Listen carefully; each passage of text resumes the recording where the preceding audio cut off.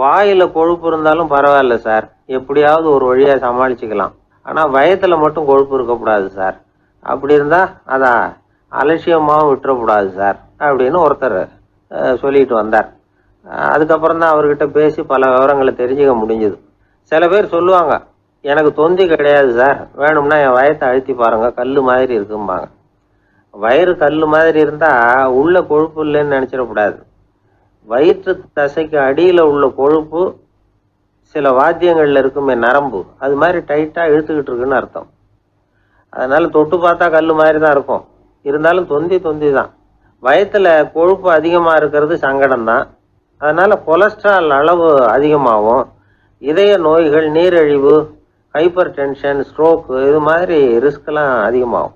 ஒருத்தர் ஒல்லியா இருக்கலாம், உடம்பு எடை அதிகப்படியா இல்லாம இருக்கலாம். அப்படி இருந்தா கூட அவர் உடம்புல மற்ற பகுதியை விட வயத்துல கொழுப்பு அதிகமா இருக்கும். நாம தான் ஒல்லியா இருக்கிறோமே, நமக்கு ஒண்ணும் இல்லை அப்படின்னு நினைச்சிடக்கூடாது. சரி, நம்ம வயிறு இருக்க வேண்டிய அளவை விட அதிகமா இருக்குதா இல்லையா, அதை எப்படி கண்டுபிடிக்கிறது? அதுக்கு சில வழி இருக்குது. முதல்ல நீங்க நேரா ஸ்ட்ரெயிட்டா நிமிர்ந்து நில்லுங்க. உங்க பார்வையை மட்டும் கீழே தாழ்த்தி காலு விரலை கவனிங்க. விரல் உங்களுக்கு தெரியுதா அப்படின்னா உங்க வயறு நார்மலா இருக்குன்னு அர்த்தம். கால் விரல் உங்க கண்ணுக்கு தெரியலையா அப்படின்னா உங்களுக்கு வயிறு பெருசுதான். இன்னொரு வழி இருக்கு. அது என்ன தெரியுமா? ஒரு தரையில நீட்டா படுத்துடணும். 1 மீட்டர் நீளம் உள்ள அளவுகோல் ஒன்று எடுத்துக்கங்க. கழுத்து எலும்புல ஒரு பக்கத்தையும் இடுப்புல ஒரு பக்கத்தையும் வைங்க. பக்கவாட்டில் வைங்க, அதாவது படுக்கவாட்டில். அது நடுப்பகுதி வயத்துல முட்டி தராசு மாதிரி ஆடுதா அப்படின்னா உங்க வயிறு உங்களுக்கு ப்ராப்ளம் தான். அதனால அதை கண்டுபிடிக்கிறதுக்கு அப்படி ஒரு அளவுகோல் வச்சிருக்கிறாங்க. மருத்துவ அறிவியல் ரீதியா உங்களுக்கு தொந்தி இருக்குதா இல்லையான்னு கண்டுபிடிக்கிறதுக்கு ஒரு வழி இருக்கு. உங்க இடுப்புல வெயிஸ்ட் அப்படின்னு சொல்றோம்ல, இடுப்புல ஒரு அளவு எடுக்கணும், சுற்றளவு. இடுப்புக்கு கீழே ஹிப்னு சொல்றோம்ல, அங்க ஒரு அளவு எடுக்கணும், அதிகபட்ச சுற்றளவு எடுக்கணும். அந்த அளவை இந்த அளவால வகுக்கணும். அதாவது உங்க வெயிஸ்ட் மெஷர்மெண்ட் இருக்குல்ல, அதை ஹிப் மெஷர்மெண்டால வகுக்கணும். இந்த விகிதம், அதாவது வெயிஸ்ட் ஹிப் ரேஷியோ, ஆண்களுக்கு 0.95க்கு மேல போகக்கூடாது, பெண்களுக்கு 0.85க்கு மேல போகக்கூடாது. அப்படி போயிட்டுதுன்னா வயிறு பெருத்திருக்குதுன்னு அர்த்தம். இது டாக்டர்கள் கண்டுபிடிக்கிற ஒரு விதம். சரி, இந்த தொந்தியை குறைக்கிறதுக்கு என்ன பண்ணலாம்? பட்னி கிடக்கலாமா அப்படின்னா அது தேவையில்லை. ஆனா கலோரி அளவை குறைக்கணும். அது எப்படி? கொழுப்பு ஆகாரத்தை குறைக்கணும். இப்போ கார்போஹைட்ரேட்டு, புரோட்டீன்லாம் இருக்குது இல்லை, அதெல்லாம் ஒரு கிராமுக்கு சுமாரா 4 கலோரி கொடுக்கும். ஆனா கொழுப்பு ஒரு கிராமுக்கு 9 கலோரி கொடுக்கும். அதனால ஒரே அளவுள்ள ஆகாரங்கள்ல கூட கலோரி வித்தியாசம் இருக்குது. கலோரி அளவு குறைச்சலா கொடுக்கக்கூடிய ஆகாரம் சாப்பிடணும். தொந்தியை குறைக்கிறதுக்கு கடுமையான உடற்பயிற்சி தேவையா அப்படின்னு கேட்டா அதுவும் தேவையில்லையா. ஆகாரத்துல கொழுப்பை குறைச்சாவே போதும், மற்ற ஆகாரம் செரிக்கிறதுக்கு லேசான உடற்பயிற்சியே போதும். வயத்தை குறைக்கிறேன்னு சொல்லி சில பேர் உட்காந்து எழுந்திருப்பாங்க, அதுவும் தேவையில்லையா. அப்படிலாம் பண்ணி உங்களை கஷ்டப்படுத்திக்க வேண்டியதில்லை. வயத்தை குறைக்கிறதுக்கு அதெல்லாம் உதவுறது இல்லை அப்படின்னு அது சம்பந்தமான நிபுணர்கள் சொல்றாங்க. இப்ப இது சம்பந்தமா 1984 ஒரு சோதனையே பண்ணி பார்த்துருக்குறாங்க. ஒரு நாளைக்கு 185 தடவை உட்காந்து எழுந்திருக்கிறது. இது மாதிரி 27 நாள் பயிற்சி பண்ணிவிட்டு பார்த்தாங்களாம். வயிற்று கொழுப்புல எந்த மாறுதலும் இல்லையா. அதனால உட்காந்து எழுந்திருக்கிற வேலையெல்லாம் தேவையில்லை. தொந்தியை குறைக்கிறதுக்கு முயற்சி பண்றவங்க தோற்றத்தை அழகாக்குறது ஒரு பக்கம் இருந்தா கூட ஆரோக்கியமான நீண்ட வாழ்வுக்கும் அவங்க அஸ்திவாரம் போடுறாங்கன்னு தான் அர்த்தம். ஒருத்தர் வந்தார், சார் எனக்கு தொந்தி இருக்கா இல்லையான்னு கண்டுபிடிக்கிறது கஷ்டமா இருக்குதுன்னார். சரி, நான் கண்டுபிடிக்கிறேன், இப்படி தரையில காலை நீட்டி ஸ்ட்ரைட்டா படுங்க அப்படின்னோம். சரின்னு படுத்துட்டார். இப்போ உங்க கண்ணை திருப்பி கால் கட்டை விரலை பாருங்க, கட்டை விரல் தெரியுதா அப்படின்னு கேட்டேன். தெரியுது சார்னார். நீங்க தெரியுதுன்னு சொல்றத நான் எப்படி நம்புறதுன்னு. அதோ தெரியுற அந்த கட்டை விரல் நுனியில ஒரு ஈ கூட உட்காந்துருக்குது பாருங்க சார் அப்படின்னார். அப்படின்னா நீங்க பாக்குறது கட்டை விரல் இல்லை சார், உங்க மூக்கு நுனி, அங்கதான் இப்ப ஈ உட்காந்துருக்குது அப்படின்னோம்.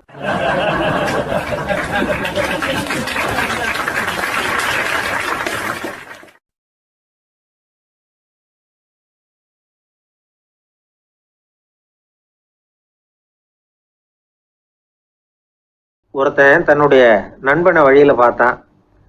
என்னப்பா லெட்டர் போட்டுனே கிடைச்சதா அப்படின்னா, ஓ கிடைச்சதேன்னா அவன்.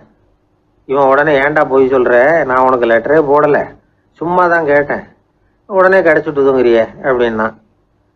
லெட்டர் போட்டேன்னு நீ போய் சொல்றப்போ அது கிடைச்சதுன்னு நான் போய் சொல்லக்கூடாதா அப்படின்னு நானா அவன். இப்படிப்பட்டவங்க சில பேர் இருந்தா கூட இன்னைக்கு கடிதம் மூலமா தொடர்பு கொள்ளாதவங்க இருக்கவே முடியாது. அந்த அளவுக்கு அது அவசியமான ஒன்னாயிட்டுது.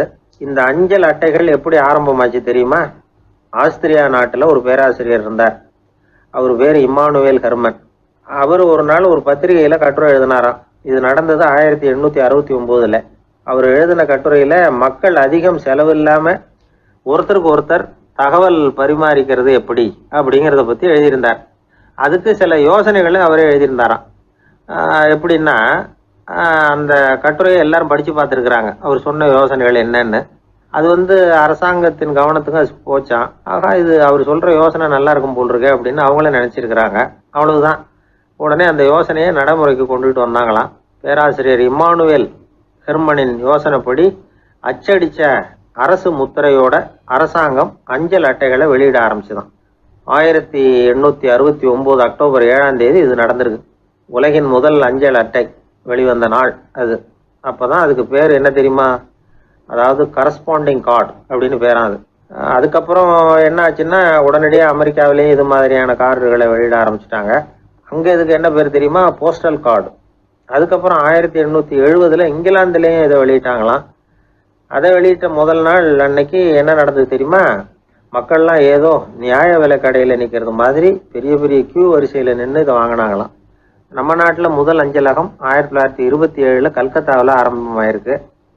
இன்னைக்கும் அஞ்சலகம் இல்லாத இடமே இல்லை. அந்த அளவுக்கு அஞ்சல் போக்குவரத்து அதிகமாக இருக்குது. அன்னைக்கு உள்நாட்டில் ஒருத்தருக்கு ஒருத்தர் தகவல் பரிமாற்றம் செய்து கொள்ள மலிவான ஒரு அஞ்சல் அட்டையை அரசாங்கம் வெளியிடலாம் அப்படின்னு பேராசிரியர் எழுதின கட்டுரை இன்னைக்கு எந்த அளவுக்கு ஆகியிருக்கு பார்த்தீங்களா?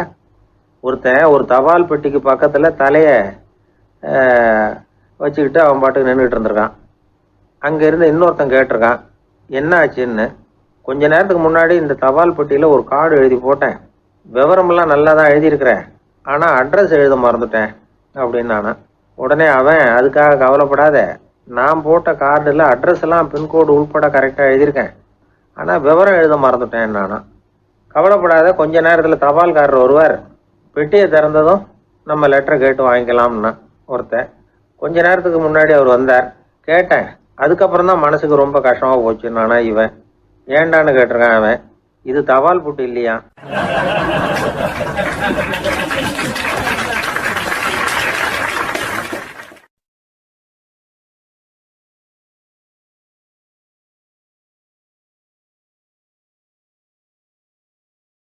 மனிதர்கள்ல சில பேர் ரொம்ப வித்தியாசமா நடந்துக்குவாங்க.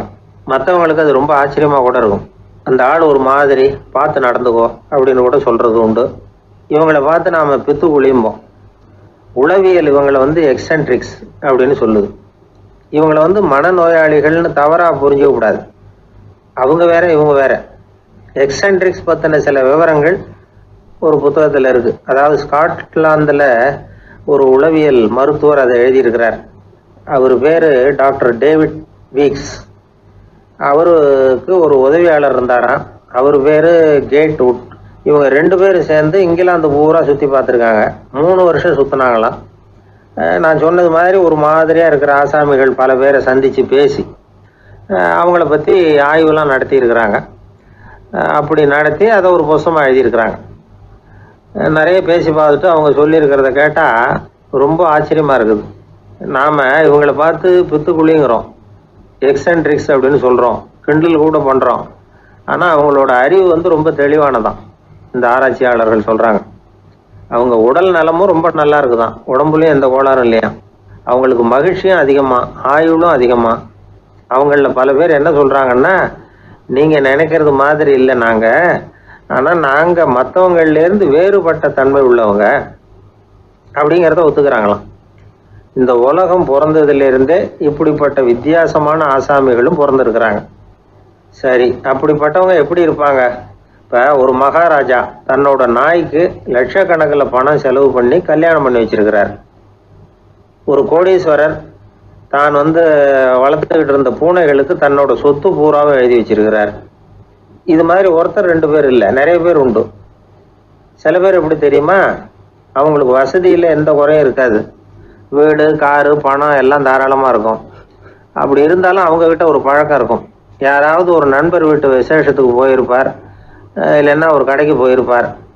அவங்க ரொம்பவும் மரியாதையாக வரவேற்று எல்லாம் பண்ணிகிட்டு இருப்பாங்க. ஆனால் இவர் அவங்களுக்கு தெரியாமல் ஏதாவது ஒரு பொருளை திருடி பாக்கெட்டில் போட்டுட்டு வந்துடுவார். அப்படி வந்தால் தான் இவருக்கு திருப்தி.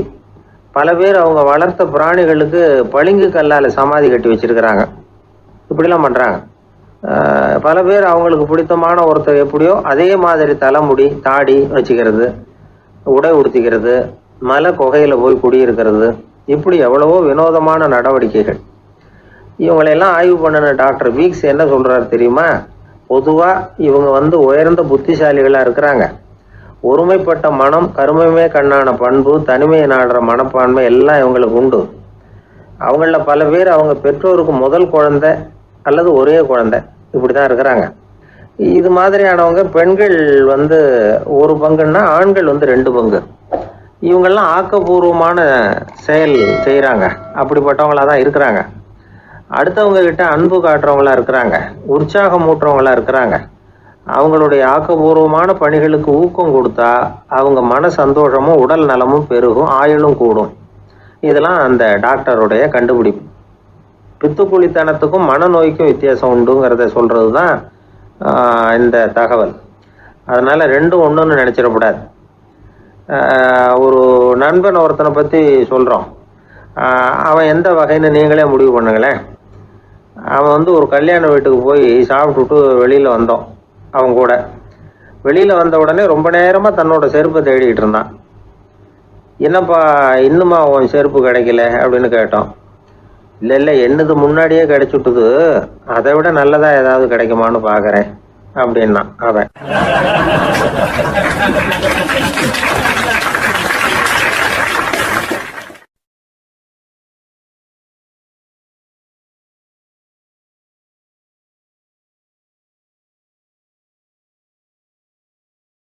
ஒரு தடவை கலைவாணர் NS கிருஷ்ணன் பேராசிரியர் கல்கியை சந்திச்சு பேசிக்கிட்டு இருந்தாராம். கலைவாணர் கல்கியை பார்த்து, எனக்கு கதை எழுத ஆசையா இருக்கு, எப்படி எழுதுறதுன்னு கேட்டாராம். கதை எழுதுறதுக்கு 4 மை வேணும்னாராம் கல்கி. அப்படியா, அப்படின்னா என்னென்ன கலர் மை அப்படின்னு கேட்டிருக்காரு கலைவாணர் சிரிச்சுக்கிட்டே. நான் சொன்னது கலர் மை இல்லை, அது வேற மை. அதாவது கதை எழுதுறதுக்கு தேவைப்படுகிற 4 மை எதுன்னா, 1 திறமை, 2 பேணாமை, 3வது தனிமை, 4வது பொறுமை அப்படின்னாராம். உடனே கலைவாணர், உங்க யோசனை அருமை அப்படின்னாராம். அதுதான் கலைவாணர். பொதுவாக எழுத்தாளர்கள் எழுதுற மாதிரி நடந்துக்கிறது இல்லை. ஆனால் கலைவாணர் என்ன சொல்லுவாரோ அதே மாதிரி நடந்துக்குவார். எல்லாருக்கும் எல்லாம் கிடைக்கணுங்கிற கருத்தை சினிமா படங்களில் வலியுறுத்துவார். அதே மாதிரி நடைமுறை வாழ்க்கையிலேயே எல்லாருக்கும் எல்லாமும் கொடுப்பார். பணம், பதவி, புகழ் இப்படி எதுவுமே இல்லாத ஒரு சாதாரண மனுஷனா இருந்தா கூட இவர் மனுஷனுக்கு கொடுக்குற மரியாதையில கொஞ்சமும் குறைச்சல் இருக்காது. இந்த குணம் சாதாரணமா எல்லாருக்கும் இருக்கிறது இல்லை. அவரு சினிமா தியேட்டருக்கு போய் சினிமா பார்க்கறது வழக்கம். அவரு வந்திருக்கிறாருங்கிறது தெரிஞ்சா போதும், வெளியில பிச்சைக்காரங்க கூடிடுவாங்க. இது அவருக்கு தெரியும். வெளியில நம்மளை நம்பி ஒரு கூட்டம் காத்துக்கிட்டு இருக்குமேன்னு நினைப்பார். உடனே ஒரு 100 ரூபா நோட்டை கொடுத்து சில்லறையா மாத்திட்டு வர சொல்லுவார். படம் முடிஞ்சு வெளியில வர்றப்போ சில்லறையோட வருவார். எல்லாருக்கிட்டையும் கொடுத்துருவார். ஏன்னா எல்லாரும் தேடிட்டு வருவாங்க அவரை. என்ன எல்லாரும் சௌக்கியமா இருக்கிறீங்களா அப்படின்னு பிரியமா விசாரிப்பார். ஏதோ ரொம்ப நெருங்கின சொந்தக்காரங்களை விசாரிக்கிறது மாதிரி விசாரிப்பாரு. தன்கிட்ட இருக்கிற சில்லறையை எல்லாருக்கும் சமமா பிரிச்சு கொடுத்துட்டு தான் அங்கிருந்து புறப்படுவார். ஒரு நாள் அது மாதிரி புறப்படுற சமயத்துல ஒரு சின்ன பையனுக்கு சில்லறை எதுவும் கிடைக்கல கொடுக்கறதுக்கு. இது கலைவாணருக்கு தெரியாது. கார்ல ஏறி புறப்பட்டு போயிட்டார். அந்த பையன் காரை பிடிச்சிக்கிட்டு பின்னாடியே ஓடியாந்துருக்கிறான். ஐயா, நீங்களே இல்லைன்னு சொன்னா நான் என்ன பண்றது, இன்னைக்கு பட்னி தான், அம்மாவுக்கு வேற உடம்பு சரியில்லை அப்படின்னு கத்திக்கிட்டே ஓடியாந்தானா. கலைவாணர் கவனிச்சுட்டார். உடனே காரை நிறுத்த சொன்னார். இறங்கினார். அந்த சின்ன பையனை கட்டி பிடிச்சிக்கிட்டு, என்னை மன்னிச்சுக்கப்பா, நான் கவனிக்காம வந்துட்டேன் அப்படின்னு சொல்லி அழ ஆரம்பிச்சுட்டாராம். இன்னொரு தடவை இதே மாதிரி ஒரு தியேட்டர்ல இருந்து வெளியில வந்திருக்கிறார். ஒரு ஆள் அவர்கிட்ட வந்து நின்றுருக்கார். அவர் கொடுக்கறதுக்கு இவர்கிட்ட பணம் இல்லை. பணம் இல்லையாப்பா அப்படின்னாராம். உங்ககிட்டயே இல்லையா அப்படின்னாராம் அவரு. கலைவாணருக்கு மனசு ரொம்ப சங்கடமா போச்சு. உடனே புறப்பட்டு வீட்டுக்கு போனார். அங்க இங்க தேடி பார்த்து அங்க இருந்த கொஞ்ச நெஞ்ச சில்லறையை எடுத்தார். காரு டிரைவரை கூப்பிட்டார். தியேட்டர் வாசல்ல நின்றுகிட்டு இருந்த ஆசாமியோட அங்க அடையாளங்களை சொன்னார். காரை எடுத்துட்டு போய் அந்த ஆளை கண்டுபிடிச்சி இந்த காசை கொடுத்துட்டு வா அப்படின்னு அனுப்பி வச்சாராம். பிச்சை போடுறதுக்காக காரை அனுப்புனதாக வேற யாரை பத்தியாவது நீங்க கேள்விப்பட்டிருக்கிறீங்களா? அவர் ஒரு வித்தியாசமான மனிதர், வித்தியாசமான கலைஞர். கலைவாணரோட சகோதரர் கல்யாணம் நடந்தது. அதுல தியாகராஜ பாகவதர் கச்சேரி முடிஞ்ச உடனே அதுல சம்பந்தப்பட்ட கலைஞர்களுக்கெல்லாம் கலைவாணர் பரிசுகள் கொடுக்கிறார். அந்த கச்சேரியில கடம் வாசிச்சவருக்கு மட்டும் மற்ற எல்லாருக்கும் கொடுத்ததை விட பெருசா ஒரு வெள்ளி கோப்பையை பரிசா கொடுத்தாராம். மற்றவங்களுக்கெல்லாம் சின்னதா கொடுத்துட்டு கட வித்துவானுக்கு மட்டும் பெருசா பரிசு கொடுக்குறீங்களே ஏன்னு கேட்டிருக்கிறாங்க. அதுக்கு கலைவாணர் விளக்கம் கொடுத்தாராம். இப்பெல்லாம் ரயில்ல கூட்டம் அதிகங்கிறது உங்களுக்கு எல்லாருக்கும் தெரியும். இந்த வித்துவான் இவ்வளவு பெரிய மண்பானைய ரயில்ல ரொம்ப பத்திரமா உடையாம ரொம்ப தூரத்துல இருந்து கொண்டு வந்திருக்கிறாரே, அது என்ன சாமான்யமான காரியமா? அவரோட அந்த சாமர்த்தியத்தை பாராட்டுறதுக்காக தான் அவருக்கு இவ்வளவு பெரிய பரிசு அப்படின்னாராம்.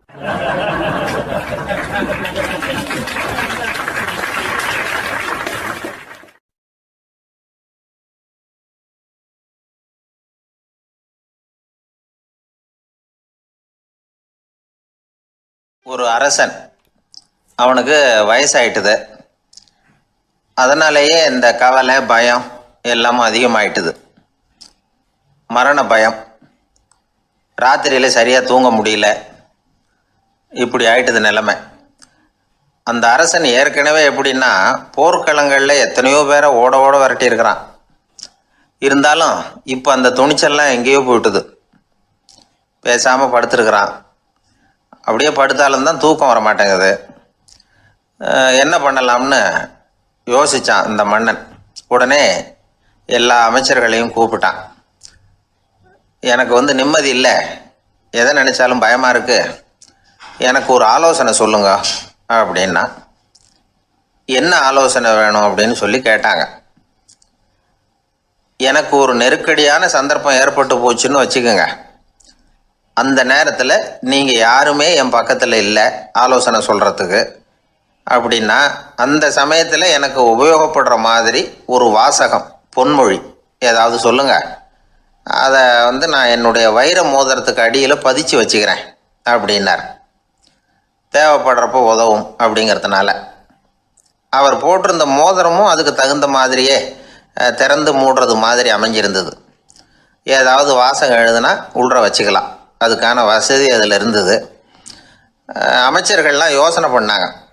இது மாதிரி ராஜா கேட்குறாரு, என்ன வாசகம், அதாவது பொன்மொழி சொல்லலாம் அப்படின்னு எல்லாரும் யோசனை பண்ணாங்க.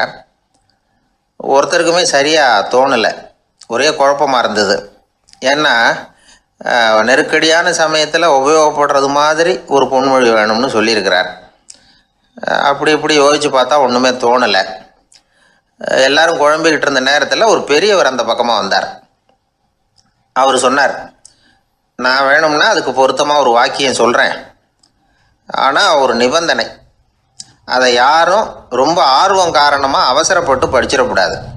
அதை ரகசியமாக அந்த மோதிரத்துக்குள்ளே எழுதி வச்சுக்கணும். எப்போவாவது இக்கட்டில் மாட்டிக்கிற சமயத்தில் மட்டும் வேறு வழியே இல்லை அப்படிங்கிற நிலைமையில் மட்டும்தான் அதை திறந்து பார்க்கணும். அப்படி நீங்கள் இருக்கிறதா இருந்தால் நான் அதை சொல்கிறேன் அப்படின்னார் அந்த பெரியவர். சரின்னு ஒத்துக்கிட்டாங்க எல்லாரும். அதே மாதிரி அவர் ஒரு வாக்கியத்தை சொன்னார். அவர் சொன்ன வாக்கியத்தை ரகசியமாக மோதிரத்துக்குள்ளே பதிச்சு மூடியாச்சு. ராஜா அதை விரலில் மாட்டிக்கிட்டார். கொஞ்ச நாள் ஆச்சு. அந்த ராஜாவுக்கு ஒரு சோதனை வந்தது. என்ன சோதனைன்னா, அடுத்த நாட்டு மன்னன் படையெடுத்துக்கிட்டு வந்துட்டான். அவன் இவர்கிட்ட ஏற்கனவே தோற்று போனவன், ஒரு வெறியில் வந்திருக்கிறான். தோற்று போனவன் மறுபடியும் சண்டைக்கு வந்தால் எப்படி வருவானோ அப்படி வர்றான். ஒரு வெறியில் வந்தான், ஜெயிச்சுட்டான். என்னாச்சு இவரோட நிலைமைன்னா, நாட்டை இழந்துட்டார், எல்லாத்தையும் இழந்துட்டார். கடைசியாக ஒரு அடிபட்ட குதிரையில் ஏறி தப்பிச்சு போயிட்டார், வேற வழி இல்லைன்னு. பின்னாடி துரத்திக்கிட்டு வராங்க. இவர் ஒரு மலை உச்சிக்கு போயிட்டார், அதுக்கும் அப்பால் போக முடியாது, ஏன்னா அந்த பக்கம் பயங்கர பள்ளம். உல்லாச பயணிகள் வந்து கண்டு கழிக்கிற இடம் அது. ஆனால் இவருக்கு அது சாவு பயணத்தின் வாசல், திரும்பவும் முடியாது, அவ்வளவு குறுகிய பாதை அது, வேற வழியே இல்லை. இந்த நேரம் சூரிய ஒளி மோதிரத்தில் பட்டு மின்னிச்சு. உடனே இவருக்கு ஞாபகம் வந்தது. மோதிரத்தை திறந்து படிக்கிறார். அதில் இருந்த வாசகம், இந்த நிலையும் மாறிவிடும், திஸ் டூ வில் பாஸ் அவே.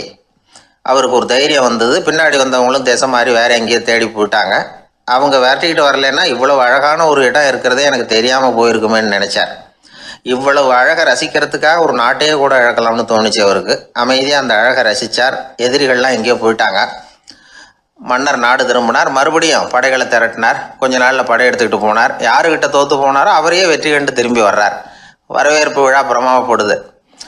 ஆடல் பாடல் கோலாகலம். இதை பார்த்ததும் அந்த ராஜாவுக்கு தலைகால புரியல. நம்மளை இனிமேல் யாராலையும் ஜெயிக்க முடியாதுன்னு நினைச்சார். அகம்பாவம் லேசாக எட்டி பார்த்தது. இப்போ மறுபடியும் சூரிய ஒளிப்பட்டு மோதிரம் மின்னிச்சு. அதை திறந்து மறுபடியும் படிக்கிறார். இந்த நிலைமையும் மாறிவிடும், this too will pass away. அவ்வளவுதான். அவர் மனசு அடங்க ஆரம்பிச்சுட்டுது, ஆணவம் போயிட்டுது.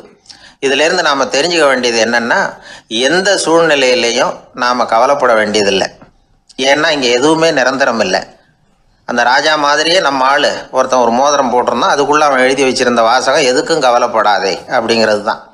ஒரு நாள் பயங்கரமான கவலையோடு உட்காந்துருந்தான். பக்கத்தில் இருந்தவங்க சொன்னாங்க, இது மாதிரி சந்தர்ப்பத்தில் தான் நீ உன் மோதிரத்தை திறந்து பார்க்கணும்னாங்க. இவனுக்கு கவலையோடு எரிச்சலும் சேர்ந்துக்கிட்டது. அது எப்படி முடியும், இப்போ திருட்டு போனதே என்னோட அந்த மோதிரம் தானே அப்படின்னு சொல்லிவிட்டு தலையில் கை வச்சுட்டு உட்காந்துட்டான். இப்படிலாம் சொல்கிறது உண்டு. இருந்தாலும் நாம் எந்த சூழ்நிலையிலையும் கவலைப்பட வேண்டியதில்லை அப்படிங்கிற உண்மையை புரிஞ்சுக்கணும். அப்படி கவலையை வெல்றதுக்கான வழி தெரிஞ்சுட்டதுன்னா வாழ்க்கையில் வெற்றி நிச்சயம்.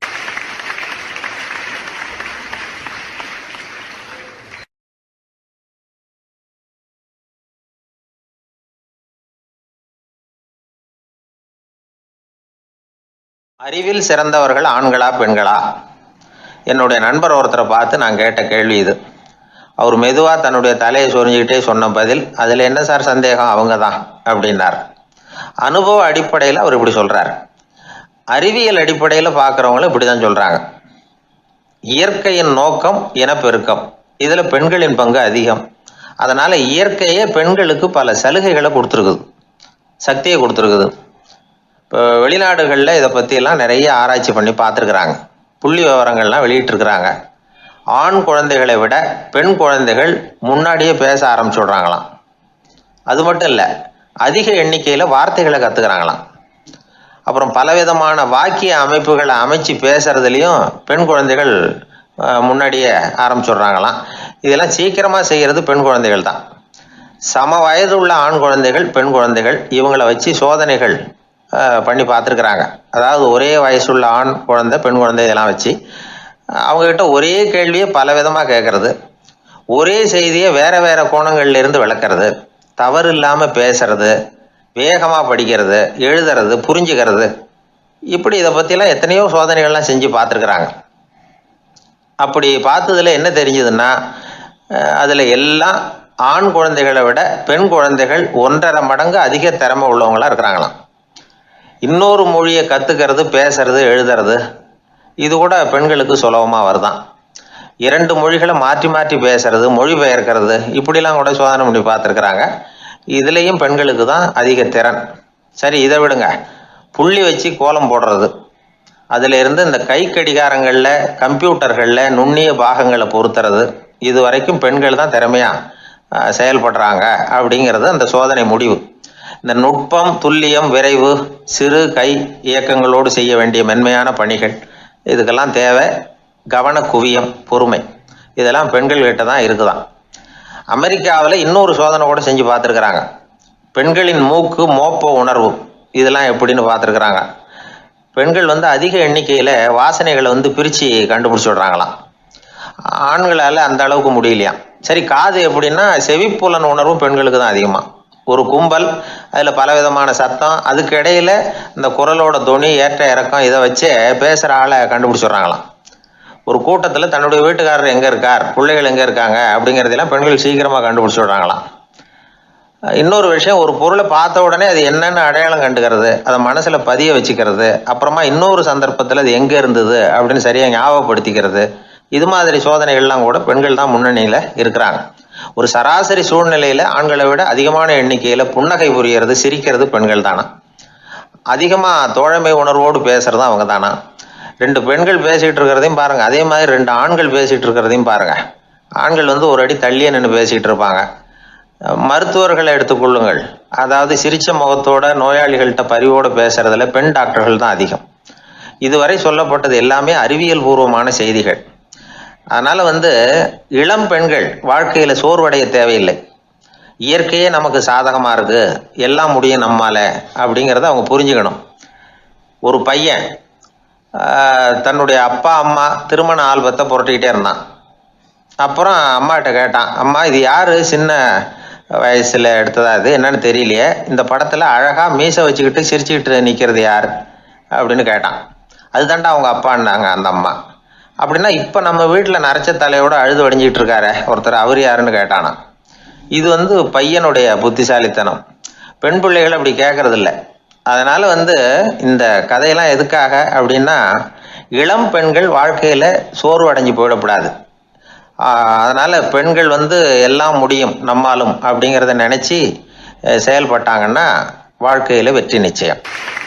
சீடன் வெளியூர் புறப்படுறதுக்கு தயாரா இருந்தான். ரொம்ப தூரம் போக போறான். திரும்பி வர நாளாகும்.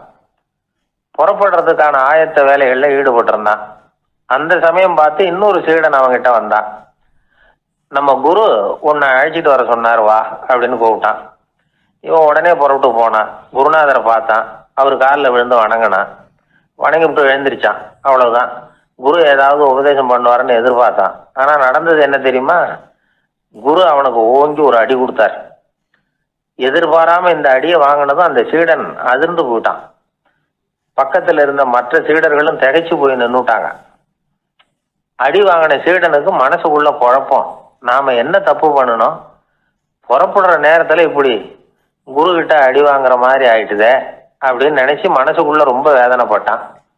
கொஞ்சம் துணிச்சலை வரவழைச்சுக்கிட்டு குருநாதர்கிட்டயே கேட்டுட்டான், சுவாமி நான் என்ன தப்பு பண்ணினேன், என்னை இப்படி அடிச்சுட்டீங்களே, ஒரு வார்த்தை கூட உங்களை எதிர்த்து நான் பேசினது இல்லையே, இவ்வளவு காலமா உங்க விருப்பத்துக்கு விரோதமா ஒரு காரியம் கூட நான் செஞ்சது இல்லையே, வந்ததும் வராததுமா ஒண்ணுமே சொல்லாம என்ன அடிச்சுட்டீங்களே, குருவே நான் செஞ்ச குற்றம் தான் என்ன அப்படின்னு கண்ணீரோட பரிதாபமா கேட்டானா அந்த சீடன்.